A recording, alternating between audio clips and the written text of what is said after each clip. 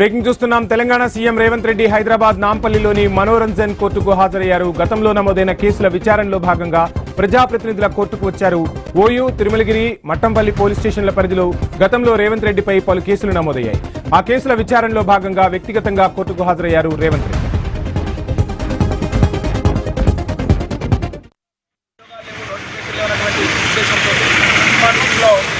అనేక కార్యక్రమాలు నిర్వహిస్తూ ఉంది.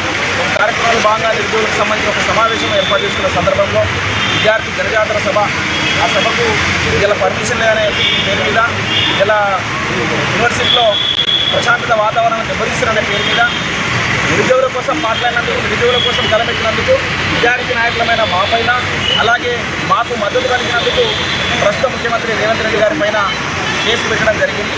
ఈ 2016లో అయినటువంటి కేసు ఇవాళ మేము కోర్టుకు హాజరు కావడం జరిగింది. జడ్జి గారు అడిగారు మీరు నేరం చేసినారా లేదా అని అడిగారు. నేరం చేయలేని చెప్పారు. సార్తో పాటు ఉస్మాన్ యూనివర్సిటీలో కూడా ఉస్మాన్ యూనివర్సిటీ ఎల్లన్న, సాంబశివరావు గౌడ్, తర్వాత సునామ యాదవ్ గారు, తర్వాత బాల లక్ష్మి గారు, వీళ్ళు నలుగురు కూడా అటెండ్ అయ్యారు. నలుగురిని ప్రశ్నించారు, మీరు నేరం చేశారా లేదని. నేరం చేయలేదని చెప్పారు. ట్రయల్ విచారణ మరి చేశారు. 4 ఫిబ్రవరి. తెలంగాణ సీఎం రేవంత్ రెడ్డి హైదరాబాద్ నాంపల్లిలోని మనోరంజన్ కోర్టుకు హాజరయ్యారు. గతంలో నమోదైన కేసుల విచారణలో భాగంగా ప్రజాప్రతినిధుల కోర్టుకు వచ్చారు సీఎం. ఇదే అంశానికి సంబంధించి ఫుల్ డీటెయిల్స్ మా ప్రతినిధి ప్రవీణ్ అందిస్తారు. ప్రవీణ్. వంశీ, అయితే తెలంగాణ ప్రజాప్రతినిధుల కోర్టుకు సీఎం రేవంత్ రెడ్డి హాజరయ్యారు. నాంపల్లిలోని ప్రజాప్రతినిధుల కోర్టుకు ముఖ్యమంత్రి రేవంత్ రెడ్డి కాసేపటి క్రితమే హాజరయ్యారు.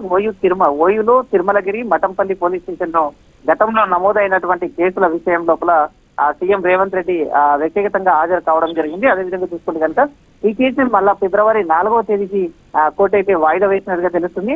అయితే కోర్టు లోపల మొత్తం కూడా సీనియర్ అడ్వకేట్ ఎవరైతే సీఎం రేవంత్ రెడ్డి తరపునటువంటి వాదిస్తున్నటువంటి విశ్వేశ్వరరావు మాట్లాడుతూ, సీఎం తరపున వాదిస్తున్నటువంటి న్యాయవాది మొత్తం 4 కేసుల్లో ఈ రోజు హాజరు కావడం జరిగిందని చెప్పారు. శ్రీమతి ఎగ్జామినేషన్ కూడా నిర్వహించడం జరిగింది.